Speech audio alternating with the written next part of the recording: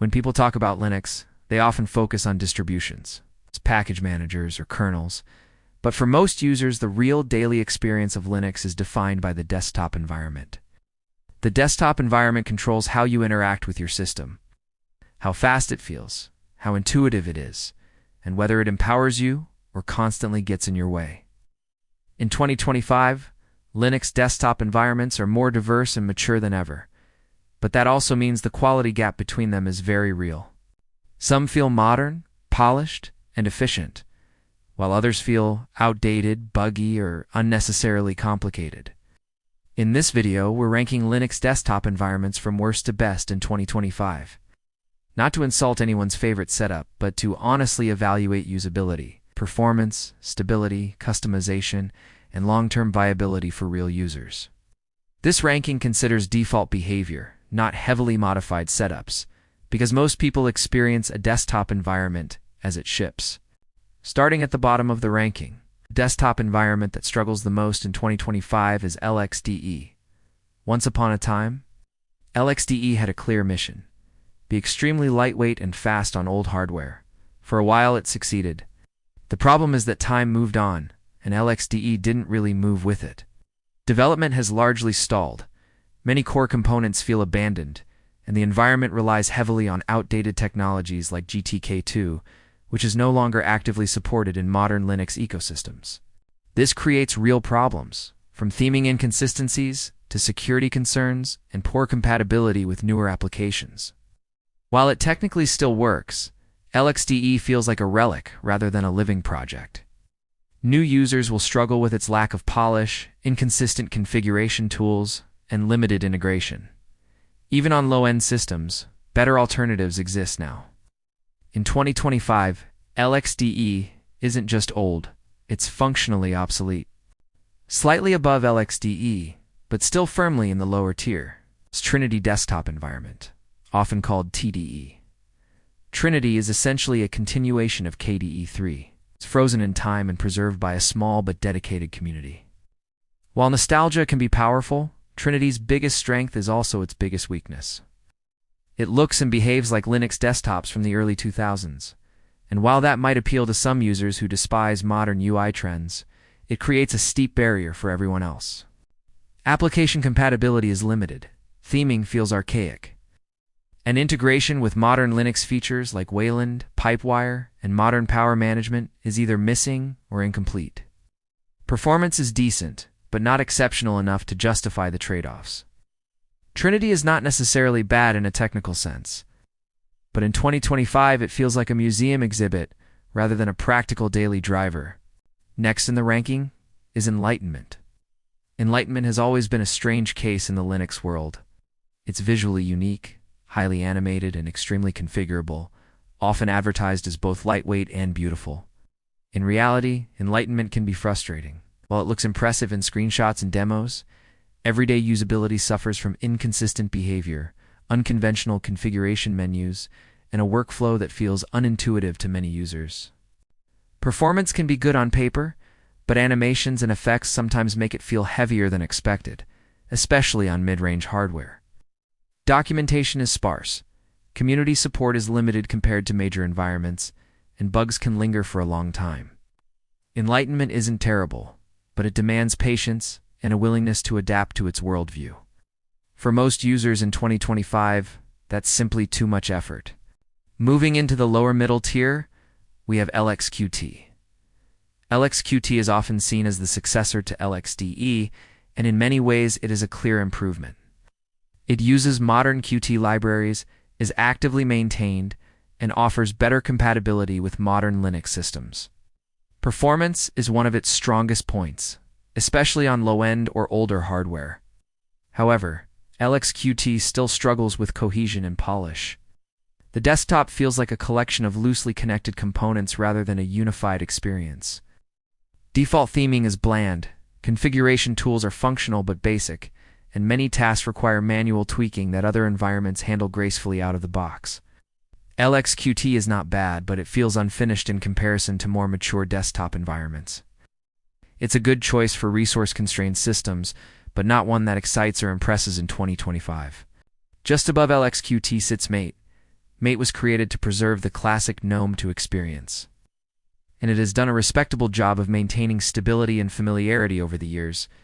In 2025, Mate remains solid, predictable, and relatively lightweight. It rarely breaks, performance is consistent, and it offers enough customization to satisfy traditional desktop users. However, Mate's biggest weakness is stagnation. While it receives updates and maintenance, innovation is slow. The interface feels dated, visual polish lags behind modern environments, and some design decisions feel stuck in the past. Mate works, and for many users that's enough, but it doesn't push Linux desktops forward. It's comfortable, reliable, and safe, but also uninspiring. Entering the middle of the ranking, we find Cinnamon. Cinnamon is often praised as one of the most user-friendly desktop environments, especially for people coming from Windows. In 2025, Cinnamon remains approachable, familiar, and reasonably powerful. It offers a traditional desktop layout with a taskbar, system tray, and application menu all wrapped in a clean interface. Customization options are plentiful without being overwhelming, and the default experience is sensible. However, Cinnamon has performance issues compared to lighter environments, especially on older hardware. Memory usage is higher, animations can feel sluggish, and development is closely tied to Linux Mint, which sometimes limits broader innovation. Cinnamon is a good desktop environment, but not a great one. It plays things safe, and that safety comes at the cost of flexibility and speed. Slightly above Cinnamon is Budgie. Budgie aims to be modern, elegant, and simple, and in many ways it succeeds. The desktop looks clean, feels responsive, and avoids unnecessary complexity. Budgie's Raven sidebar remains one of its most distinctive features, offering quick access to notifications and system controls. In 2025, Budgie has improved stability and performance compared to earlier years, but it still faces challenges. Development has shifted directions multiple times, creating uncertainty about its long-term roadmap. Customization is more limited than power users might like, and reliance on GNOME technologies can cause friction during major GNOME updates. Budgie is pleasant to use, but it sometimes feels like a side project rather than a flagship desktop environment. Now we enter the upper tier, starting with XFCE. XFCE has built a reputation for being lightweight, stable, and dependable. And in 2025, it continues to deliver on those promises. Performance is excellent, even on modest hardware, and the environment stays out of the user's way. XFCE is highly customizable if you're willing to dig into its settings, and it can be made to look surprisingly modern with the right themes. The downside is that X's default appearance still feels dated, and development progresses slowly. While this ensures stability, it also means that new features arrive at a glacial pace. XFCE is not flashy, but it is extremely effective. For users who value efficiency over aesthetics, XFCE remains one of the best choices available. Above XFCE sits Deepin desktop environment, often referred to as DDE. Deepin is visually stunning, smooth animations, cohesive design, and a strong focus on user experience. In 2025, it remains one of the most beautiful Linux desktops available. However, beauty comes at a cost. Deepin can be resource-heavy. Performance varies depending on hardware. And concerns around transparency and telemetry have damaged trust among some users. Additionally, Deepin works best within its own ecosystem, and integration with non-Deepin distributions can be inconsistent. When it works well, it feels premium and polished. When it doesn't, it can be frustrating. Deepin is impressive, but not universally reliable. Moving closer to the top, we have GNOME. GNOME is one of the most controversial desktop environments in the Linux world, but it is impossible to deny its influence.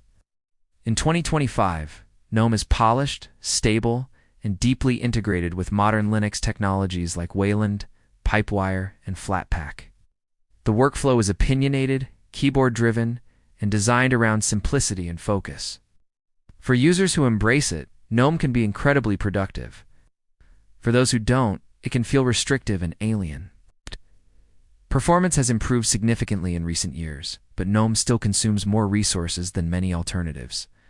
Extensions allow customization, but reliance on them can cause breakage during updates. GNOME is powerful, modern, and forward-looking, but it demands that users adapt to it rather than the other way around. Just above GNOME is KDE Plasma. KDE Plasma in 2025 is a completely different beast compared to its reputation from a decade ago. It is fast, stable, visually stunning, and unbelievably customizable. Plasma can be tailored to look and behave like almost any desktop environment, from Windows to Mac OS to something entirely unique. Performance is excellent, even with effects enabled, and memory usage has been optimized dramatically. KDE's suite of applications is mature and deeply integrated, providing a cohesive ecosystem. The only real downside is complexity. New users may feel overwhelmed by the sheer number of options and settings. However, for users willing to invest a little time, KDE Plasma offers unmatched control and flexibility. At the very top of the ranking, the best Linux desktop environment in 2025 is KDE Plasma. It earns this position not because it is perfect, but because it offers the best balance of performance, customization, modern features, and long-term development. KDE Plasma adapts to the user rather than forcing the user to adapt to it. It supports both Wayland and X11 well, integrates cutting-edge technologies quickly, and continues to improve at a rapid pace. Whether you are a beginner who wants a familiar layout or a power user who wants total control, Plasma can accommodate you. In 2025, no other desktop environment offers the same combination of power, polish, and freedom. Ultimately, the best desktop environment depends on your priorities, hardware, and workflow. What feels terrible to one user may feel perfect to another. But when we look at the overall picture in 2025, from development momentum to usability and performance, it's clear that some environments are struggling to keep up, while others are pushing Linux desktops into the future. Choosing the right desktop environment can completely change how you experience Linux, and hopefully this ranking helps you decide which ones are worth your time and which ones are better left behind.